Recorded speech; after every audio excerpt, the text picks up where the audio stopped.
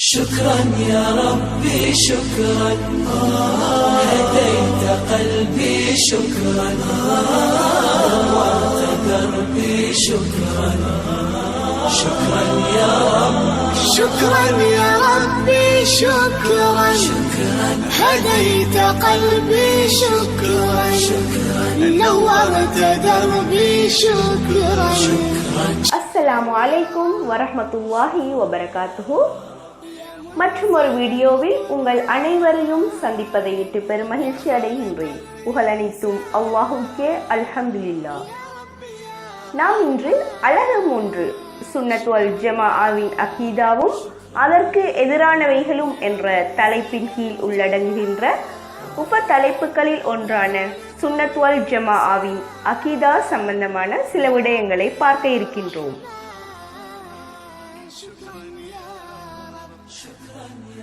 இப்பாடத்தின் கற்றற்பெயர்களாக அஹ்லு சுன்னா வல் ஜமாஅவின் அகீதா கோட்பாட்டை தெளிவாக அறிந்து அதனை பின்பற்றுவார், தௌஹீதை பாதிக்கும் அம்சங்களை விளங்கி விலகி நடப்பார், அகீதாவில் முரண்பட்ட சிந்தனை பிரிவுகள் தோற்றம் பெற்றமைக்கான பின்னணியையும் அவை ஏற்படுத்திய விளைவுகளையும் மதிப்பிடுவார், ஈமானை பாதிக்கும் அம்சங்களின் தீய விளைவுகளை அறிந்து அவற்றிலிருந்து விலகி நடப்பார், அகீதாவில் முரண்பட்ட சிந்தனை பிரிவுகளையும் செயற்பாடுகளையும் இனங்கண்டு அவற்றிலிருந்து விலகி நடப்பார்.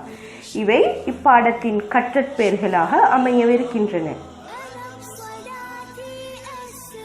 முதல்ல நாம் அஹ்லு சுன்னா வல் ஜமாஅ என்ற சொல்லுக்கான அர்த்தத்தை விளங்கிக் கொள்வோம். அதாவது அஹ்லு சுன்னா என்றா குறிப்பிட்ட வழிமுறையை சார்ந்தோர், அல் ஜமாஅ என்றா குறிப்பிட்ட கூட்டம். ஆகவே அஹ்லு சுன்னா வல் ஜமாஅ என்றா குறிப்பிட்ட வழிமுறையை சார்ந்த கூட்டம் என்று எமக்கு மொழி ரீதியான கருத்தை கொடுக்க முடியும். இஸ்லாமிய பரிபாஷையில் எடுத்துக்கொண்டா அல் குர்ஆனையும் சுன்னாவையும் பின்பற்றி வாழ்ந்த சஹாபாக்கள், தாபியீன்கள், தபல் தாபியீன்கள், அவர்களை பின்பற்றி வாழ்கின்ற முஸ்லிம் சமூகத்தை அஹ்லு சுன்னா வல் ஜமாஅ என்று எமக்கு அழைக்க முடியும். அடுத்து நாம் அஹ்லு சுன்னா வல் ஜமாஅவின் தோற்றத்தை பற்றி பார்ப்போம்.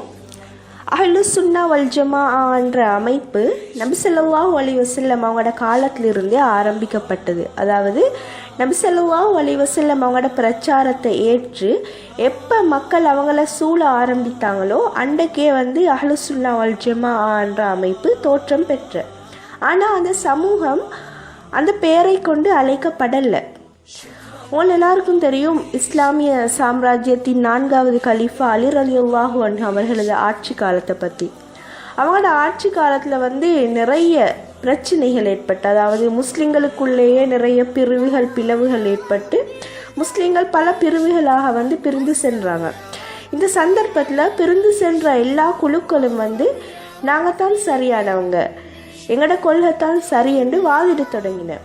இந்த சந்தர்ப்பத்தில் முஸ்லிம்களை, அதாவது தூய இஸ்லாத்தை அதிலிருந்து பிரித்து காட்டுறதற்கான தேவை அப்போது ஏற்பட்ட அந்த சந்தர்ப்பத்தில் தான் நபி ஸல்லல்லாஹு அலைஹி வஸல்லம் அவர்களை பின்பற்றி வாழ்ந்த அந்த சமூகத்தை அடையாளப்படுத்தி காட்டுவதற்காகத்தான் அஹ்லு சுன்னா வல் ஜமாஅ என்ற சொற்பிரயோகம் பாவிக்கப்பட்ட. எனவே அலி ரலியல்லாஹு அன்ஹு அவங்களோட ஆட்சி காலத்தில் தான் அஹ்லு சுன்னா வல் ஜமாஅ என்ற அமைப்பு தோற்றம் பெற்றது என்பதை நமக்கு வரலாறுகள் மூலம் அறிய கிடைக்கின்றது. அடுத்து முஸ்லிம்கள் மத்தியில் பல பிரிவுகள் தோன்றிய காலத்தில் அஹ்லு சுன்னா வல் ஜமாஅவை சார்ந்தவங்க தான் நேரான வழியில் செல்பவங்கள் என்றும், மறுமையில் வெற்றி பெறும் கூட்டத்தினரும் அவங்க தாண்டும் நிறைய ஹதீஸ் ஆதாரங்கள் இருக்குது. அதாவது நபி ஸல்லல்லாஹு அலைஹி வஸல்லம் அவங்க அறிவிக்கிறாங்க, இது திருமதியில் இந்த ஹதீஸ் பதிவாகிக்குது. பனு இஸ்ரவேலர்கள் 71 பிரிவினராக பிரிந்தனர். எனது உம்மத்தினர் 73 பிரிந்துவிடும். அவற்றுள் ஒன்றை தவிர அனைத்தும் நரகம் செல்பவைகளாகும். அந்த ஒன்று எது என்று வினவப்பட்டதற்கு, நானும் எனது தோழர்களும் சென்ற வழியில் செல்வோர் என்று நபி ஸல்லல்லாஹு அலைஹி வஸல்லம் அவர்கள் கூறியிருக்கின்றார்கள். மேலும் ஒரு அறிவிப்பில் உங்களுக்கு முன் சென்ற வேதம் வழங்கப்பட்டோர் 72 கூட்டத்தினராக பிரிந்தனர். இந்த மார்க்கத்தினர் 73 கூட்டத்தினராக பிரிந்து செல்வர். அவற்றுள் 72 கூட்டத்தினர் நரகம் நுழைவர் என்று நபி ஸல்லல்லாஹு அலைஹி வஸல்லம் அவங்க மற்றொரு அறிவிப்பில் குறிப்பிட்டிருக்கிறாங்க. இவ்வாறு முஸ்லிம்கள் மத்தியில் ஏற்பட்ட இந்த பிரிவுகள் சம்பந்தமாக வந்திருக்கிற இந்த ஹதீஸை ஆய்வு செய்த இமாம் இப்னு தைமியா ரஹ்மத்துல்லா அவங்க என்ன சொல்கிறாங்கன்னா, அஹ்லு சுன்னா வல் ஜமாஅவையும் ஏனைய பிரிவினர்களை பற்றி அவர் கூற போகல, அஹ்லு சுன்னா வல் ஜமாஅவை சேர்ந்தோரே வெற்றி பெற்ற பிரிவினர் ஆவார். அவர்களே மிகப்பெரிய கூட்டத்தினரும் ஆவார். ஆனால் எஞ்சிய பிரிவினரோ தனித்து செல்கின்ற பிரிந்து செல்கின்ற மனோ இச்சையை பின்பற்றும் நூதனமானோர் ஆவார். இவர்கள் மிக குறைந்த எண்ணிக்கையிலேயே இருப்பர். வெற்றி பெற்ற பிரிவினரின் அளவை இவர்களால் ஒருபோதும் அடைய முடியாது. இவர்களது கோஷம் குர்ஆனையும் சுன்னாவையும் இஜ்மாவையும் புறக்கணிப்பதாகும். யார் குர்ஆனையும் சுன்னாவையும் இஜ்மாவையும் அடிப்படையாக வைத்து பேசுகிறாரோ அவர் அஹ்லு சுன்னா வல் ஜமாஅத்தை சார்ந்தவராவார் என்று இப்னு தைமியா ரஹ்மத்துல்லா அவங்க குறிப்பிட்டிருக்கிறாங்க. இவற்றை பார்க்கும்போது ஹதீஸில் கூட அஹ்லு சுன்னா வல் ஜமாஅத்தை சார்ந்தவங்க தான் நேரான வழியில் செல்வோர் என்பதை நமக்கு அறிந்து கொள்ள முடியும். அடுத்து நாம் இப்பாடத்தின் முக்கிய கருப்பொருட்களில் ஒன்றான சுன்னத் வல் ஜமாஅவின் அகீதா சம்பந்தமாக பார்ப்போம். முதல்ல நாம் அகீதா அண்டா என்ன என்று தெரிஞ்சு கொள்வோம். அதாவது அகீதா அண்டா நம்பிக்கை கோட்பாடு என்று அழைக்கப்படுது. இஸ்லாத்தை பொறுத்தவரையில் ஒரு முஅமின் 6 விடயங்கள் மீது நம்பிக்கை கொள்ள வேண்டும். ஆமந்து பில்லாஹி வ மலாயிகத்திஹி வ குதுபிஹி வரசுலிஹி வல் யௌமில் ஆஹிரி வல் கதிரி ஹைரிஹி வ ஷர்ரிஹி மினல்லாஹி தஆலா. இஸ்லாம் எவ்வாறு எங்களுக்கு இதை கற்றுத்தந்திக்குதோ அந்த அடிப்படையில் எங்களோட நம்பிக்கையை அமைத்து கொள்வது தான் அகீதா என்று சொல்லி அழைக்கப்படுது. மனிதர்களை பொறுத்த வரையில் 4 வழிகள் மூலமாக அவர்களது அகீதா கோட்பாடுகள் அவங்க அமைத்து கொள்கிறாங்க. முதல்ல என்னென்னா, இறை வழிகாட்டல் என்று நம்பப்பட்ட மூலங்களை மாத்திரம் அடிப்படையாக கொள்ளல். அதாவது அல் குர்ஆன், ஹதீஸ், இஜ்மா போன்றவற்றை அடிப்படையாக கொண்டு அகீதாவை நம்புறர். இரண்டாவது, புலன்களையும் பகுத்தறிவையும் மாத்திரம் பயன்படுத்தி அகீதா கோட்பாடுகளை அமைத்து கொள்கிறாங்க. இன்னொரு சாரார் இறை வழிகாட்டல்களில் உள்ளடங்குகின்ற, அதாவது தம்மிடம் உள்ள மூட நம்பிக்கைகள் அல்லது தமது பகுத்தறிவு கூறும் விளக்கத்தினை அடிப்படையாக கொண்டு அவர்களது அகீதா கோட்பாட்டை அமைத்து கொண்டு செல்றாங்க. இன்னொரு சாரார் கனவுகளையும் கற்பனைகளையும் அடிப்படையாக கொண்டு அவங்களோட அகீதா கோட்பாட்டை அமைத்து கொண்டு செல்றாங்க. இவ்வாறு மனிதர்கள் 4 அடிப்படைகளில் அகீதா கோட்பாடுகளை அமைத்து கொண்டு சென்றாலும் முதல் விடயமான, அதாவது இறை வழிகாட்டல் என்று நம்பப்பட்ட மூலங்கள் அல் குர்ஆன், அல் ஹதீஸ், இஜ்மா போன்றவை மூலமாக அகீதா கோட்பாட்டை கட்டியெழுப்புறதா மிகவும் பொருத்தமான சிறந்த வழியாயிருக்குது. இதுதான் அஹ்லு சுன்னா வல் ஜமாஅவும் இதை தான் பயன்படுத்துகிறார். பிற்காலத்தில், அதாவது முஸ்லீம் உம்மத்துக்கு இடையில் பிரச்சனைகள் பல தோன்றிய சந்தர்ப்பத்தில் அஹ்லு சுன்னா வல் ஜமாஅ சார்ந்தவங்க என்ன செஞ்சாங்கன்னா, அல் குர்ஆன், அல் ஹதீஸ், இஜ்மா போன்றவைகள் மூலமாகத்தான் அப்பிரச்சனைகளுக்கு தீர்வு கண்டாங்க. அதுதான் பிற்காலத்தில் அஹ்லு சுன்னா வல் ஜமாஅட அகீதாவாக பேசப்பட்டது. அடுத்து அஹ்லு சுன்னா வல் ஜமாஅ அகீதாட பிரதான உள்ளடக்கமாக சில விடயங்கள் பற்றி பார்ப்போம். நபி ஸல்லல்லாஹு அலைஹி வஸல்லம் அவங்களும் சஹாபாக்களும் அகீதா சார்ந்த விடயங்களில் எவ்வழியில் ஈந்தாங்களோ அவை தான் அஹ்லு சுன்னா வல் ஜமாஅவின் அகீதாவாக கொள்ளப்படுது.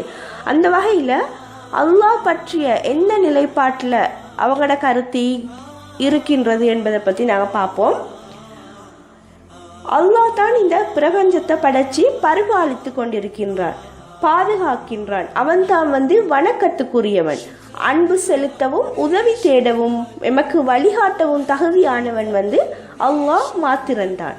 அவனது அஸ்மாக்கள் சிஃபாத்துக்கள் பூரணத்துவமானவையும் தனித்துவமானவையுமாக காணப்படுகின்றன. அவன் நாடியவை நடக்கும். அவன் யாரிடமும் தேவையற்றவன். அவனுக்கு அறிவு, பார்வை, சக்தி போன்ற பண்புகள் உண்டு. முஃமின்கள் அவனை மறுமையில் காண்பார்கள். இதுதான் சுன்னத் வல் ஜமாஅவின் அல்லாஹ் பற்றிய சரியான நிலைப்பாடா இருக்குது. அடுத்து மலக்குகளை பற்றி நாம் பார்ப்போம். மலக்குகள் அல்லாஹ்வின் படைப்புக்கள்.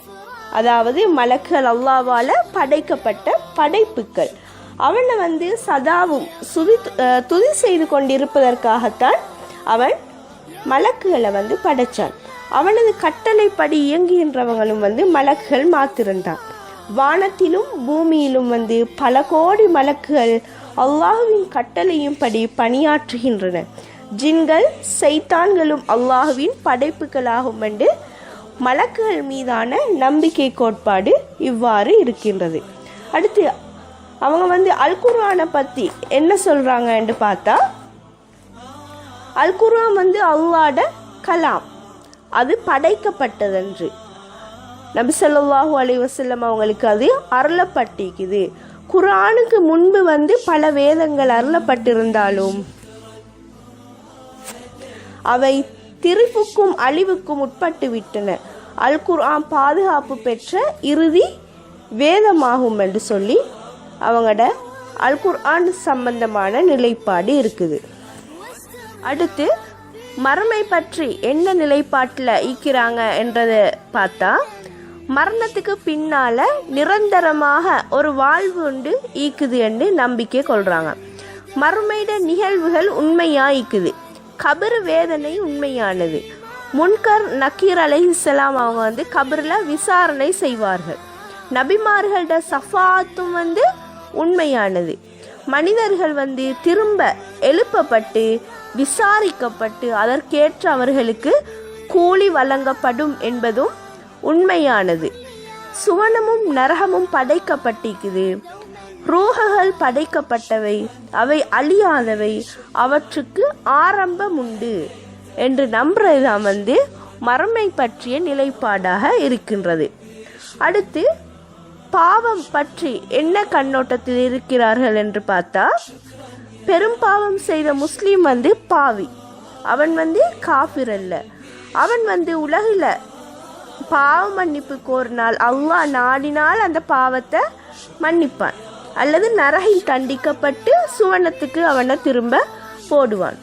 குஃப்ரையும் சிற்கையும் உண்டாக்கும் கருமங்களில் ஈடுபடாத ஒரு முஸ்லீமை காஃபிர் என்று சொல்றது குற்றம் என்று அவங்க அந்த நிலைப்பாட்டில் இருக்கிறாங்க.